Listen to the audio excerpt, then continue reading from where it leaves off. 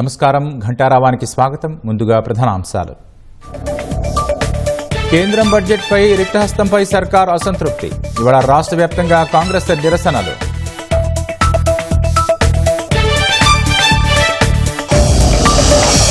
శరవేగంగా సాగుతున్న 167 జాతీయ రహదారి పనులు. ఏడాదిలో పూర్తయ్యే అవకాశం, తీరనున్న ప్రజల అవస్థలు.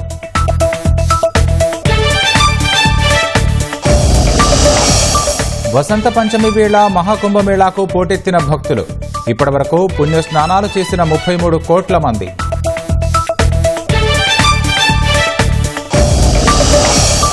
అమెరికా వైమానిక దాడుల్లో ఐసిస్ తీవ్రవాదులు మృతి. పౌరులపై దాడి చేస్తే వెతికి మరీ చంపేస్తామని ట్రంప్ హెచ్చరిక.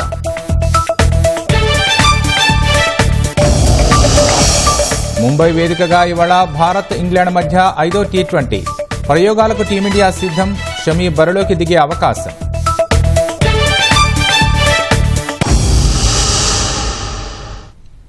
కేంద్ర బడ్జెట్లో రాష్ట్రానికి ప్రత్యేకంగా ఏదీ రాలేదు. బడ్జెట్లో ఈసారైనా రాష్ట్రానికి అదనపు నిధులు దక్కుతాయని, తగిన తోడ్పాటు లభిస్తుందని ప్రభుత్వం ఆశించగా నిరాశ మిగిలింది. రాష్ట్రానికి హక్కుగా రావాల్సిన కేంద్ర పన్నుల్లో వాటా, ఇతర నిధులు మినహా అదనంగా ఏమీ కేటాయించలేదు. కేంద్ర బడ్జెట్పై భారీ అంచనాలు పెట్టుకున్న రాష్ట్రానికి నిరాశే మిగిలింది. ప్రతిష్టాత్మకంగా చేపట్టిన పలు ప్రాజెక్టులకు కేంద్రం నిధులు కేటాయిస్తుందన్న విశ్వాసంతో రాష్ట్ర ప్రభుత్వం ఎదురుచూసింది.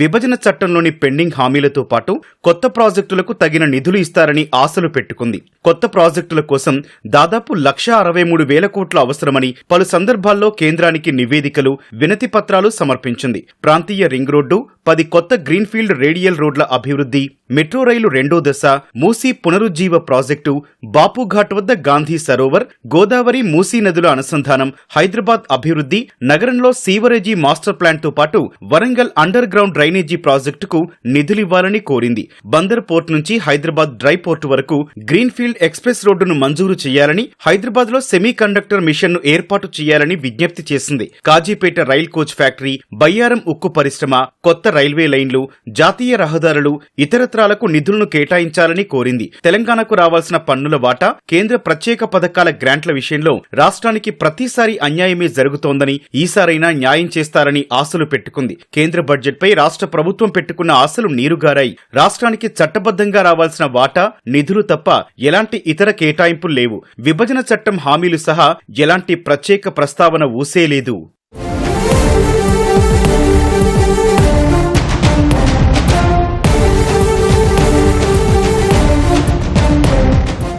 కేంద్ర పన్నుల్లో వాటాగా రాష్ట్రానికి 2025-26 ఆర్థిక సంవత్సరంలో 29,899 కోట్ల రూపాయలు వస్తాయని బడ్జెట్లో పేర్కొన్నారు. మొత్తం 14,22,444 కోట్లలో రాష్ట్ర వాటా అయిన 2.104% ప్రకారం ఈ మొత్తం వస్తుంది. కార్పొరేట్ పన్నుల్లో 8,349 కోట్లు, ఆదాయ పన్ను వాటాగా 11,140 కోట్లు, సెంట్రల్ జీఎస్టీ నుంచి 8,704 కోట్లు, కస్టమ్స్ ద్వారా 376 కోట్లు, కేంద్ర ఎక్సైజ్ సుంకం నుంచి 285 కోట్ల రూపాయలు రానున్న ఆర్థిక సంవత్సరంలో రాష్ట్రానికి వస్తాయి. కేంద్ర పన్నుల్లో రాష్ట్ర వాటా కింద 2024-25లో 26,216 కోట్లు ప్రతిపాదించి 27,050 కోట్లకు అంచనాలను సవరించారు. వచ్చే ఏడాది 3,000 కోట్ల రూపాయలు అదనంగా రానున్నాయి. ఇక ఎన్డీఎంఎఫ్, ఎన్డీఆర్ఎఫ్, ఇతర గ్రాంట్లు, నిధులు, స్థానిక సంస్థలకు ఆర్థిక సంఘం నిధులు, వైద్య, ఎస్డీఆర్ఎఫ్ నిధులు, కేంద్ర ప్రాయోజిత పథకాల కింద 2025-26లో రాష్ట్రానికి మరో 30,000 కోట్లకు పైగా వస్తాయని అంచనా. తాజా బడ్జెట్పై రాష్ట్ర ప్రభుత్వ ఉన్నతాధికారులు సూక్ష్మ పరిశీలన చేశారు. ఏ శాఖ ద్వారా కూడా తెలంగాణ ప్రత్యక్ష ప్రయోజనాలు పొందే పథకాలు, కార్యక్రమాలు కనిపించలేదు. పరోక్ష ప్రయోజనాలను అన్వేషించుకోవాల్సిన పరిస్థితి ఏర్పడిందని అధికారులు తెలిపారు. కేంద్ర బడ్జెట్తో పాటు రాష్ట్ర ఆర్థిక అంశాలపై మంత్రివర్గం పూర్తిస్థాయిలో సమీక్షించింది. ప్రస్తుత ఏడాది ఖర్చును సమీక్షించి గ్యారంటీలు, హామీల అమలు కోసం చేయాల్సిన కేటాయింపులపై అధికారులకు దిశానిర్దేశం చేసింది. గతానికి భిన్నంగా ముఖ్యమంత్రి, మంత్రులు అందరూ కలిసి ఏకకాలంలో బడ్జెట్పై ప్రాథమిక సమీక్ష నిర్వహించారు. తగిన తోడ్పాటు అందించాలన్న విజ్ఞప్తిని పెడచెవిన పెట్టిన కేంద్ర ప్రభుత్వాన్ని పార్లమెంటులో ప్రజాక్షేత్రంలో ఎండగట్టాలని సీఎం స్పష్టం చేశారు. అటు కులగణన, ఎస్సీ వర్గీకరణ అంశాలపై చర్చించేందుకు ఈ నెల 5వ తేదీన కేబినెట్ సమావేశం నిర్వహించాలని రాష్ట్ర ప్రభుత్వం నిర్ణయించింది. హైదరాబాద్లోని పోలీస్ కమాండ్ కంట్రోల్ సెంటర్లో ఉప ముఖ్యమంత్రి మల్లు భట్టి విక్రమార్క, మంత్రులు, ఆర్థిక శాఖ అధికారులతో ముఖ్యమంత్రి రేవంత్ రెడ్డి సుదీర్ఘంగా సమావేశమయ్యారు. కేంద్ర బడ్జెట్లో కేటాయింపులు, రాష్ట్ర బడ్జెట్, ప్రభుత్వం అనుసరించాల్సిన వ్యూహంపై సమావేశంలో పూర్తి స్థాయిలో చర్చించారు. వివిధ శాఖలకు, రంగాలకు బడ్జెట్ అవసరాలు, నిధుల సర్దుబాటుకు తీసుకోవాల్సిన చర్యలపై సమావేశంలో విస్తృతంగా చర్చించారు. కేంద్ర బడ్జెట్లో తెలంగాణకు లాభనష్టాలు తదితర అంశాలపై ఆయా రంగాల వారీగా సమీక్షించారు. కేంద్ర బడ్జెట్ నేపథ్యంలో రాష్ట్ర బడ్జెట్ రూపకల్పన, ప్రభుత్వ ప్రణాళికలపై సమాలోచనలు జరిపారు. కేంద్ర బడ్జెట్లో రాష్ట్రానికి ప్రత్యేకంగా ఏమీ రాకపోవడంపై సమావేశంలో తీవ్ర అసంతృప్తి వ్యక్తం చేసినట్లు తెలిసింది. తెలంగాణ రాష్ట్రానికి ఉన్న ప్రత్యేక పరిస్థితులను దృష్టిలో పెట్టుకుని తగిన తోడ్పాటు అందించాలని కేంద్రానికి పలుమార్లు విజ్ఞప్తి చేసినా ఫలితం లేదని సీఎం, మంత్రులు అన్నట్లు సమాచారం. ఎప్పట్లాగానే ఎన్డీఏ రాష్ట్రాలకే పెద్దపీట వేశారని ఆక్షేపించారు. పార్లమెంట్లో, ప్రజాక్షేత్రంలో బీజేపీ విధానాలను ఎండగట్టాలని సీఎం స్పష్టం చేసినట్లు తెలిసింది. కేంద్ర బడ్జెట్ ద్వారా రాష్ట్రానికి వచ్చే అవకాశమున్న నిధుల వివరాలను సమావేశంలో వివరించిన ఆర్థిక శాఖ ప్రత్యేక ప్రధాన కార్యదర్శి రామకృష్ణారావు రాష్ట్ర ఆర్థిక పరిస్థితుల గురించి సమావేశంలో ప్రజెంటేషన్ ఇచ్చారు. పన్నుల రూపంలో ప్రభుత్వ ఖజానాకు వచ్చే మొత్తం, ఇతర మార్గాల్లో వచ్చే ఆదాయం తదితరాల గురించి పూర్తి స్థాయిలో వివరించినట్లు తెలిసింది. ప్రస్తుత ఆర్థిక సంవత్సరం 2024-25 బడ్జెట్లో చేసిన కేటాయింపులు, డిసెంబర్ నెలతో ముగిసిన 3వ త్రైమాసికం వరకు చేసిన ఖర్చుల గురించి సమావేశంలో వివరించారు. గ్యారంటీలు, హామీల అమలు కోసం ఖర్చు చేస్తున్న మొత్తం, రానున్న ఆర్థిక సంవత్సరంలో అవసరమయ్యే మొత్తం తదితరాల గురించి వివరించినట్లు తెలిసింది. ఆర్థిక శాఖ అధికారుల నుంచి సీఎం, ఉప ముఖ్యమంత్రి, మంత్రులు అన్ని వివరాలను పూర్తి స్థాయిలో తీసుకున్నట్లు సమాచారం. 2025-26 బడ్జెట్ కు సంబంధించి ప్రాథమిక కసరత్తు కూడా జరిగినట్లు తెలిసింది. సర్కారు ప్రాధాన్యాలకు అనుగుణంగా ఆయా శాఖల పద్దులు ఉండాలని, వృధా వ్యయాన్ని అరికట్టాలని అధికారులకు సీఎం స్పష్టం చేసినట్లు తెలిసింది. ముఖ్యమంత్రి ఆదేశాలకు అనుగుణంగా ఆర్థిక శాఖ తదుపరి కసరత్తు చేయనుంది. ఇప్పటికే ఆయా శాఖలు సమర్పించిన ప్రతిపాదనలపై ఉప ముఖ్యమంత్రి మల్లు భట్టి విక్రమార్క సంబంధిత మంత్రులు, అధికారులతో సమావేశమై సమీక్షించనున్నారు. బడ్జెట్ కసరత్తుపై ప్రాథమిక సమావేశం మొదటిసారి విభిన్నంగా జరిగిందని ప్రభుత్వ వర్గాలు అంటున్నాయి. గతంలో ఆయా శాఖల ప్రతిపాదనలపై మంత్రుల స్థాయిలోనే సమీక్ష జరిగేది. చివర్లో ముఖ్యమంత్రి ఆదేశాలకు అనుగుణంగా బడ్జెట్ కు తుదిరూపు ఇచ్చారు. ఈసారి మాత్రం అందుకు భిన్నంగా సీఎం, డిప్యూటీ సీఎం, మంత్రులు అందరూ కలిసి రాష్ట్ర ఆర్థిక అంశాలపై సమగ్రంగా చర్చించారని ప్రభుత్వ వర్గాలు అంటున్నాయి. బడ్జెట్, ఆర్థిక స్థితిగతులపై మంత్రుల బృందం సుదీర్ఘంగా చర్చించడం కంటే ముందే కులగణన గురించి దాదాపు 3 గంటలు చర్చ జరిగినట్లు తెలుస్తోంది. కులగణన, ఎస్సీ వర్గీకరణ అంశాలపై చర్చించేందుకు ఈ నెల 5వ తేదీన కేబినెట్ సమావేశం నిర్వహించాలని రాష్ట్ర ప్రభుత్వం నిర్ణయించింది. అదే రోజు మధ్యాహ్నం అసెంబ్లీ సమావేశాలు ఉంటాయని ఉత్తమ్ కుమార్ రెడ్డి వెల్లడించారు. రాష్ట్రంలో నిర్వహించిన కులగణన గణాంకాలు, కులాల వారీగా వచ్చిన గణాంకాల ద్వారా ఏ విధంగా ముందుకు వెళ్లాలి, ఈ గణాంకాల ద్వారానే స్థానిక సంస్థల ఎన్నికలకు వెళ్లాలా, వెళ్తే లాభమెంత, నష్టమెంత తదితర అంశాలను కూడా బేరీజు వేసినట్లు తెలుస్తోంది. అదేవిధంగా ఎస్సీ వర్గీకరణకు సంబంధించి ఏ విధంగా ముందుకు వెళ్లాలన్న దానిపై కూడా చర్చ కొనసాగినట్లు సమాచారం. ఎస్సీ వర్గీకరణకు సంబంధించి రాష్ట్ర ప్రభుత్వ చిత్తశుద్దిని ఎవరూ శంకించాల్సిన అవసరం లేదని సీఎం రేవంత్ రెడ్డి స్పష్టం చేసినట్లు తెలుస్తోంది. అదేవిధంగా రాష్ట్ర ప్లానింగ్ డిపార్ట్మెంట్ ప్రిన్సిపల్ కార్యదర్శి సందీప్ సుల్తానియా అధికారులు ఇవాళ మధ్యాహ్నం 2 గంటలకు కులగణన నివేదికను రాష్ట్ర కేబినెట్ సబ్ కమిటీకి అందజేస్తారు. సచివాలయంలో ఉత్తమ్ కుమార్ రెడ్డి ఛాంబర్లో జరగనున్న సబ్ కమిటీ సమావేశంలో చైర్మన్ ఉత్తమ్ కుమార్ రెడ్డి, కో చైర్మన్ దామోదర రాజనరసింహ, సభ్యులు దుద్దిళ్ల శ్రీధర్బాబు, పొన్నం ప్రభాకర్, సీతక్క, ఎంపీ మల్లు రవిలు పాల్గొంటారు. ఈ నెల 5న నిర్వహించనున్న రాష్ట్ర కేబినెట్ సమావేశంలో ఈ 2 అంశాలపై చర్చించి ఆమోదం తెలపాలని మంత్రుల బృందం నిర్ణయించినట్లు సమాచారం. ఉదయం నుంచి రాత్రి వరకు కులగణన, ఎస్సీ వర్గీకరణ, కేంద్ర బడ్జెట్లో కేటాయింపులు, రాష్ట్ర ఆర్థిక అంశాలపై మంత్రివర్గం సుదీర్ఘంగా చర్చలు సాగించింది. హైదరాబాద్లో రాత్రి వేర్వేరు అగ్ని ప్రమాదాల్లో ఓ వ్యక్తి మృతి చెందగా భారీగా ఆస్తి నష్టం జరిగింది. సనత్నగర్ పోలీస్ స్టేషన్ పరిధిలోని హరిజన బస్తీలోని 2 అంతస్తుల భవనంలో మంటలు చెలరేగాయి. ప్రమాదంలో గ్రౌండ్ ఫ్లోర్లో గదిలో కిరాయికి ఉండే సాయి శ్రీనివాస్ అక్కడికక్కడే మృతి చెందాడు. మృతుడి స్వస్థలం ఏపీలోని రాజమహేంద్రవరం కాగా పటాన్చెరులోని ఓ రసాయన పరిశ్రమలో పనిచేస్తున్నట్లు తెలుస్తోంది. 3 ఫైర్ ఇంజన్ల ద్వారా అగ్నిమాపక సిబ్బంది మంటలను అదుపు చేయగా సనత్నగర్ పోలీసులు మృతదేహాన్ని గాంధీ ఆసుపత్రి శవాగారానికి తరలించారు. మరోవైపు పాతబస్తీ కిషన్ బాగ్లోని 4 అంతస్తుల భవనంలోనూ అగ్ని ప్రమాదం జరిగింది. భవనంలోని సెల్లార్లో అంటుకున్న మంటలో 4 అంతస్తుల వరకు వ్యాపించాయి. సుమారు 5 గంటల పాటు శ్రమించి 5 ఫైర్ ఇంజన్లతో మంటలను అదుపులోకి తీసుకువచ్చారు. గోదాం, ఇంట్లోని సామాగ్రి మొత్తం అగ్నికి ఆహుతయ్యాయి. 2 అగ్నిమాపక ఘటనలపై కేసు నమోదు చేసిన దర్యాప్తు చేస్తున్నట్లు హైదరాబాద్ జిల్లా అగ్నిమాపక అధికారి వెంకన్న తెలిపారు. కుంభమేళాకు వెళ్లే ప్రయాణికులను మేడ్చల్ జాతీయ రహదారిపై ధనుంజయ ట్రావెల్స్ బస్సు డ్రైవర్ నిర్దాక్షిణ్యంగా వదిలేసి వెళ్లిపోయాడు. సుమారు 3 గంటల పాటు ప్రయాణికులు పడిగాపులు కాశారు. బెంగళూరు, కర్నూలు, హైదరాబాద్కు చెందిన ప్రయాణికులు ప్రయాగ్రాజ్ వెళ్లేందుకు బస్సు టికెట్లు బుక్ చేసుకున్నట్లు తెలిపారు. మెహదీపట్నంలో బస్సు ట్రబుల్ ఇచ్చిందని ఇంకో బస్సు ఏర్పాటు చేశారని తెలిపారు. ఆ బస్సులో వస్తువులు సరిగ్గా లేవని ప్రయాణికులు వాపోయారు. మేడ్చల్ చేరుకున్నాక డ్రైవర్ బస్ పక్కకు ఆపి పరారీ అయ్యాడని ఆగ్రహం వ్యక్తం చేశారు. ప్రయాణికుల్లో మహిళలు, చిన్నారులు ఉన్నారు. పోలీసులకు సమాచారం ఇచ్చినా సమస్య పరిష్కారం కాలేదని ప్రయాణికులు ఆవేదన వ్యక్తం చేశారు. ధనుంజయ్ ట్రావెల్స్పై అధికారులు కఠిన చర్యలు తీసుకోవాలని ప్రయాణికులు కోరారు. మత్తు పదార్థాల సరఫరా అంతర్రాష్ట్ర ముఠాలను ఉక్కుపాదంతో అణచివేయాలని రాచకొండ పోలీస్ కమిషనర్ సుధీర్ బాబు సూచించారు. విదేశాల నుంచి వచ్చిన శరణార్థులతో పాటు ఇతర రాష్ట్రాల నుంచి పని కోసం హైదరాబాద్ వస్తున్న కార్మికులు నేరాలకు పాల్పడకుండా ప్రత్యేకంగా దృష్టి పెట్టాలని విజ్ఞప్తి చేశారు. రాచకొండ కమిషనరేట్ పరిధిలో శాంతి భద్రతల పరిరక్షణలో భాగంగా పలు పోలీస్ విభాగాల అధికారులు, సిబ్బంది పనితీరు, ప్రజలకు అందిస్తున్న సేవలపై సిపి అడిగి తెలుసుకున్నారు. ఎల్బీనగర్లోని ఐటీ సెల్, ఎస్ఓటీ కార్యాలయంతో పాటు ఉప్పల్ పోలీస్ స్టేషన్ను సిపి సుధీర్ బాబు సందర్శించారు.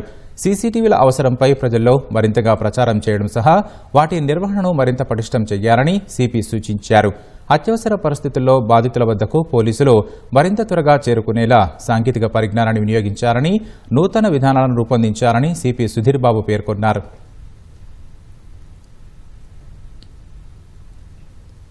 సైబర్ నేరాల పట్ల ప్రజలు అప్రమత్తంగా ఉండాలని పోలీసులు పలు అవగాహన కార్యక్రమాలు నిర్వహిస్తున్నారు. హైదరాబాద్, సైదాబాద్లోని ఓ కళాశాలలో ఏసీపీ మహమ్మద్ గౌస్ ఆధ్వర్యంలో ఆటపాటలతో సైబర్ నేరాలపై అవగాహన కార్యక్రమం ఏర్పాటు చేశారు. పెరుగుతున్న సాంకేతికతను ఆసరాగా చేసుకుని కొందరు సైబర్ నేరాలకు పాల్పడుతున్న తీరును కళ్లకు కట్టినట్లు చూపించారు. సైబర్ మోసాలకు గురికాకుండా ఎలాంటి జాగ్రత్తలు తీసుకోవాలో విద్యార్థులకు వివరించారు.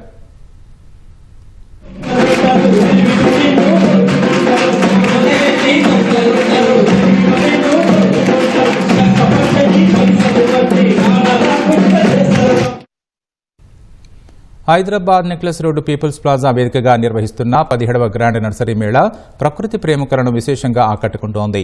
పూలు, పండ్లు, కూరగాయల మొక్కలు, విదేశీ పండ్ల మొక్కలు, ఔషధ మొక్కలు మేళాలో అందుబాటులో ఉన్నాయి. వివిధ రకాల ఇండోర్, అవుట్డోర్ మొక్కలు, ఇలా అన్ని రకాల వెరైటీస్ ఒకే దగ్గర లభించడంతో నగరవాసులు కొనుగోలు చేసేందుకు ఆసక్తి చూపిస్తున్నారు. 50 రూపాయల నుంచి ₹1,00,000 పైగా విలువ చేసే అరుదైన మొక్కలు అందుబాటులో ఉన్నాయి. జంట నగరాల నుంచే కాకుండా వివిధ రాష్ట్రాల నుంచి సందర్శకులు పెద్ద ఎత్తున తరలివస్తూ గ్రాండ్ నర్సరీ మేళా తిలకిస్తూ మొక్కలు కొనుగోలు చేస్తున్నారు. ప్లాంట్స్ లవర్స్, మేము టెర్రస్ గార్డెన్, నేను టెర్రస్ గార్డెనర్ని. సో నాకు కావాల్సిన మొక్కలన్నీ ఇక్కడ దొరుకుతాయి. అందుకని మేము ఎవ్రీ ఇయర్ వచ్చి కొంటాము. నేను ఈసారి ఫ్లవరింగ్ ప్లాంట్స్ ఎక్కువ కొన్నాను. ఇంకా మిగతా ఫర్టిలైజర్స్, వెజిటేబుల్ సాప్లింగ్స్ దొరుకుతాయి, ఫ్లవర్స్ ఎక్కువ దొరుకుతాయి, అండ్ మనకు దొరకనివన్నీ కూడా దొరుకుతాయి. ఫ్లవర్స్ చాలా బాగున్నాయి. నేనైతే బ్రహ్మకమలం కొన్నాను. కొత్త అన్నీ ఉన్నాయి, చాలా బాగున్నాయి. ఈ సంవత్సరం ఈ కార్నివాల్ అయితే చాలా బాగుంది, చాలా బెస్ట్గా ఉంది. అన్ని డిఫరెంట్ టైప్స్ ఆఫ్ స్పీసీస్, ఇంకా రకరకాల చెట్లు చూసినాము. ఏవైతే మేము బుక్స్లలో చదువుతామో అది ఇక్కడ రియల్గా చూస్తున్నాము. బోన్సాయి స్పీషీస్, మళ్ళీ సీడ్స్ కూడా చాలా ప్లాంట్స్వి, ఇంకా కొన్ని different beats, Thailand variety plants ఉన్నాయి. ఇక్కడ చాలా బాగుంటుంది. ఇక్కడ variety of species and bonsai and crotons, rose plants, medicinal plants, ఇట్లా వెరైటీ ఆఫ్ సీడ్స్ కూడా ఇక్కడ అవైలబుల్ ఉన్నాయి. సీడ్స్ కూడా మేము పర్చేజ్ చేసుకోవాలని అనుకుంటున్నాము. ఇక్కడ చాలా బాగున్నాయండి. ఇంట్లోకి పెట్టుకోవడానికి డెకరేషన్ ఐటమ్స్ నుంచి నర్సరీకి ప్లాంట్స్, పాట్స్ అండ్ ఆర్గానిక్గా కూడా మీకు ప్లాంట్స్, పాట్స్ అనేవి ఇక్కడ దొరుకుతాయి. సాయిల్ వేస్టేజ్ అవ్వకుండా, వాటర్ వేస్టేజ్ అవ్వకుండా అండ్ ప్లాస్టిక్ యూజ్ చేయకుండా కూడా ఇక్కడ పాట్స్ ఉన్నాయన్నమాట. టెర్రస్ గార్డెన్ స్టార్ట్ చేసాం మేము రీసెంట్గా. ఇక్కడ టెర్రస్ గార్డెన్ రిలేటెడ్వి ప్రతి ఒక్క ఐటమ్ దొరుకుతాయి.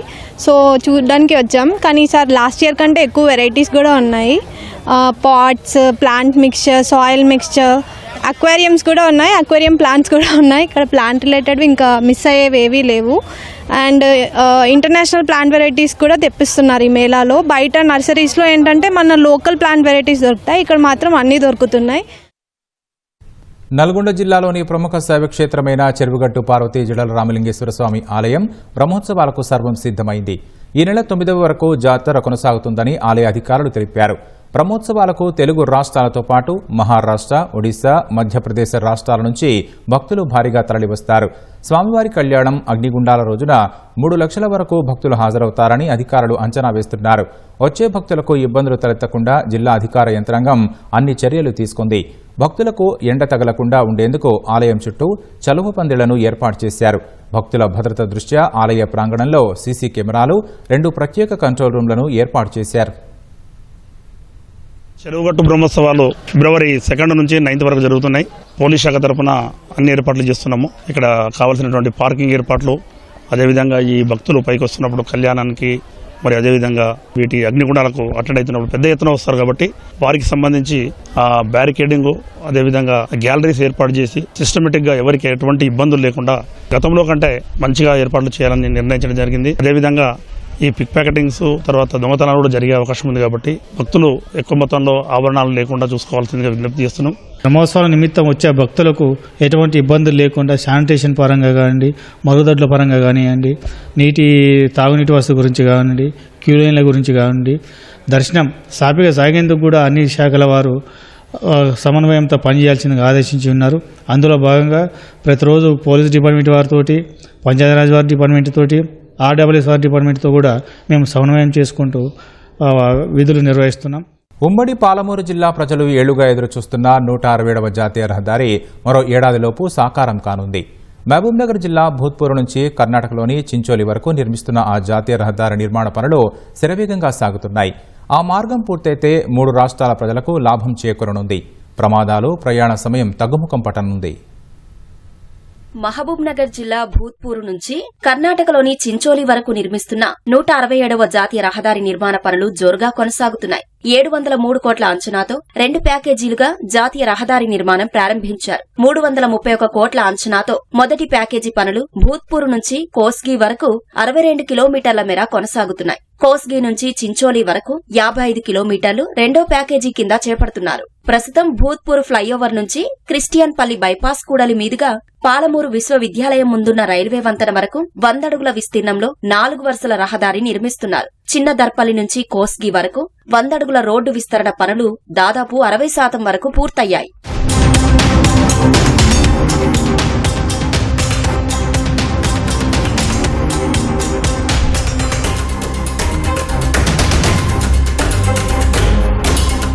భూత్పూర్ ఫ్లైఓవర్ నుంచి కోస్గి వరకు మొదటి ప్యాకేజీలో 13 వంతెనలు, కల్వర్టులు ఉండగా వాటిలో 9 పూర్తి చేశారు. పాలమూరు యూనివర్సిటీ ముందు రైల్వే వంతెన సమీపం నుంచి రాయచూర్ వైపు వెళ్లేందుకు సర్వీసు రోడ్డు నిర్మిస్తున్నారు. ఆ రహదారి పూర్తయితే మహబూబ్ నగర్ పట్టణంలోకి ప్రవేశించకుండానే బైపాస్ లో హైదరాబాద్ బెంగళూరు హైవేకి చేరుకోవచ్చు. రాయచూరు నుంచి వచ్చే భారీ వాహనాలు మహబూబ్ నగర్ పట్టణాన్ని తాకకుండా నేరుగా 167 జాతీయ రహదారిపైకి చేరుకోవచ్చు. అయితే హన్వాడలో రోడ్డు విస్తరణలో ఎక్కడి వరకు ఇల్లు పోతున్నాయో మార్కింగ్ చేసినా తొలగించలేదు. ఇల్లు కోల్పోయిన బాధితులు ఎక్కడి వరకు రోడ్డు వస్తుందో తెలియక గందరగోళానికి గురవుతున్నారు. ఇది భూత్పూర్ నుంచి చించోలి హైవే. ఇంతవరకు నేను నా జీవితంలో ఇంత ఫాస్ట్ నడిచేది ఇదే చూస్తున్నాను. నేను ఈ రైల్వే ట్రాక్ దగ్గర ఒకటి మాత్రం పెండింగ్ ఉంది. ఆ మెయిన్ మోరీల దగ్గర ఒకటి పెండింగ్ ఉంది. చాలా ఫాస్ట్ నడుస్తుంది. 24 అవర్స్ నడుస్తుంది పని. భైరథం సర్వీస్ రోడ్, ఇక్కడ బండేపల్లి వాళ్ళకి సర్వీస్ రోడ్, అక్కడ మన ఎంబీఎస్ కరా సర్వీస్ రోడ్, మొత్తం లోకల్ నుంచి మొత్తం ఈ సర్వీస్ రోడ్లకి ఎంటర్ అయ్యి బైపాస్ వెళ్ళిపోతారు. అందరికి బాగా ఉపయోగం ఉంది. ఇది భూత్పూర్ నుంచి చించోలి వరకు హైవే వరకు చాలా ఫాస్ట్ గా నడుస్తుంది. ఇక్కడ నుంచి మేము కర్నూలు గానీ, రాయచూర్ గానీ, హైదరాబాద్ కానీ, బొంబాయి కానీ, ఇంకెక్కడైనా కూడా మేము సులువుగా వెళ్ళిపోగలుగుతాం. ఏ అర్ధరాత్రి అయినా కూడా ఇక్కడికి చాలా సులభంగా రాగలుగుతాం. మేము పనులు ఆల్మోస్ట్ అయిపోయినాయి. కొద్ది పనులు మాత్రమే ఉన్నాయి. రైల్వే ట్రాక్, రాయచూర్ రోడ్ మాత్రమే ఉన్నాయి. ఆ ఇబ్రాహింబాద్, నాయనపల్లి దగ్గర, మందా దగ్గర బ్రిడ్జిలు వర్షాకాలం ఆడకాడకేసి తెగిపోయినాయి. మళ్ళీ రిపేర్ చేసి బ్రిడ్జిలు వేసిండ్రు. కోడంగల్ ఏరియాలో కూడా కొంచెం వర్క్ పెండింగ్ ఉంది. ఈ పెండింగ్ ఉన్న వర్క్లను త్వరితగతిన పూర్తి చేసి అందరికీ సౌకర్యార్థం కల్పించే విధంగా జాతికి పునరంకితం చేయాలని చెప్పేసి కూడా నేను ప్రభుత్వాన్ని కోరుతున్నాను. అన్వాడ లోకల్ కాడికి వచ్చే వరకు పూర్తి స్థాయిలో ఆగిపోయినాయి. మార్కింగ్ చేసిండ్రు. ఇప్పటి వరకు మళ్ళీ అధికారులు ఇప్పటి వరకు చేసే వాళ్ళు ఇప్పటి వరకు రాలేదు. కటింగ్ చేస్తారా, చెయ్యరా, ఎంతవరకు చేస్తారు, మా ఇండ్లు మేము ఎప్పుడు పూర్తి చేసుకోవాలని గ్రామస్తులు ఆలోచిస్తున్నారు. కాబట్టి ఈ రోడ్డును పూర్తి స్థాయిలో క్లియర్ చేయాలనేది మా అభిప్రాయం. చించోలి హైవే రోడ్డు మంచిగా అయితే ట్రాన్స్పోర్ట్స్ ఇట్లా బాగా ఎగుమతులు ఇట్లా బాగా అవుతాయి. మరి దీన్ని త్వరగా కంప్లీట్ చేస్తే యాక్సిడెంట్లు కూడా తగ్గుతాయి. కొలతలు అవన్నీ తీసిండ్రు కానీ మరి చేయడం లేదు. అండర్ గ్రౌండ్ మోరీ వేసి తీస్తామని అన్నారు కానీ మళ్ళీ చేయడం లేదు. ఆపినరు పనులు ఎందుకు. జాతీయ రహదారిలో ఇరువైపులా 3 చొప్పున మొత్తం 6 టోల్ లైన్స్ ఏర్పాటు చేయనున్నారు. ఆగస్టు నాటికి మొదటి ప్యాకేజీ రహదారిని వాహనదారులకు అందుబాటులోకి తెచ్చేందుకు NHAI అధికారులు చర్యలు తీసుకుంటున్నారు. వసంత పంచమి పురస్కరించుకుని ఉత్తరప్రదేశ్లోని ప్రయాగ్రాజ్లో జరుగుతున్న మహాకుంభమేళాకు భక్తులు పోటెత్తుతున్నారు. జనవరి 13 నుంచి నిన్నటి వరకు కుంభమేళాలో పుణ్యస్నానాలు చేసిన వారి సంఖ్య 33 కోట్లు దాటినట్లు ఉత్తరప్రదేశ్ ప్రభుత్వం ఓ ప్రకటనలో తెలిపింది. ఇవాళ ఉదయం 8 గంటల వరకే త్రివేణి సంగమంలో 42 లక్షల మంది పవిత్ర స్నానాలు చేసినట్లు పేర్కొంది. భక్తుల రాక పెరుగుతుండటంతో యోగి సర్కార్ భద్రతను కట్టుదిట్టం చేసింది. మౌని అమావాస్య రోజు జరిగిన తొక్కిసలాటను దృష్టిలో పెట్టుకుని ఎలాంటి అవాంఛనీయ ఘటనలు జరగకుండా ఏర్పాట్లు చేయాలని అధికారులకు సీఎం యోగి ఆదిత్యనాథ్ ఆదేశాలు జారీ చేశారు. అఖాడాల శోభాయాత్రను ఘనంగా నిర్వహించాలని, అందుకు అవసరమైన అన్ని సన్నాహాలు సకాలంలో పూర్తి చేయాలని పేర్కొన్నారు. సోమాలియాలోని ఇస్లామిక్ స్టేట్ ఉగ్రవాద స్థావరాలపై అమెరికా వైమానిక దాడులు చేసింది. అధ్యక్షుడు డొనాల్డ్ ట్రంప్ ఆదేశాల మేరకు సోమాలియా సేనల సమన్వయంతో ఈ దాడి చేశామని అమెరికా రక్షణ మంత్రి పీట్ హెగ్సెత్ ప్రకటించారు. ఈ దాడిలో పలువురు ఇస్లామిక్ స్టేట్ ఉగ్రవాదులు మృతి చెందారని తెలిసింది. వైమానిక దాడుల్లో సామాన్యులకు ఎలాంటి హాని కలగలేదని పెంటగాన్ పేర్కొంది. దాడులకు ప్రణాళిక రచించే ఇస్లామిక్ స్టేట్ సీనియర్ వ్యూహకర్త ఇతర నాయకుల లక్ష్యంగా ఈ ఆపరేషన్ చేపట్టామని అమెరికా అధ్యక్షుడు ట్రంప్ సామాజిక మాధ్యమం ఎక్స్లో పోస్ట్ చేశారు. వైమానిక దాడుల్లో అనేక మంది ఉగ్రవాదులు మృతి చెందారని తెలిపారు. వారు నివసిస్తున్న గుహలను సైతం ధ్వంసం చేశామని వెల్లడించారు. అమెరికన్ పౌరులపై దాడి చేస్తే ఎక్కడ దాక్కున్నా వెతికి మరీ చంపేస్తామని ఐసిస్ సహా ఇతర ఉగ్రవాద సంస్థలను ట్రంప్ హెచ్చరించారు.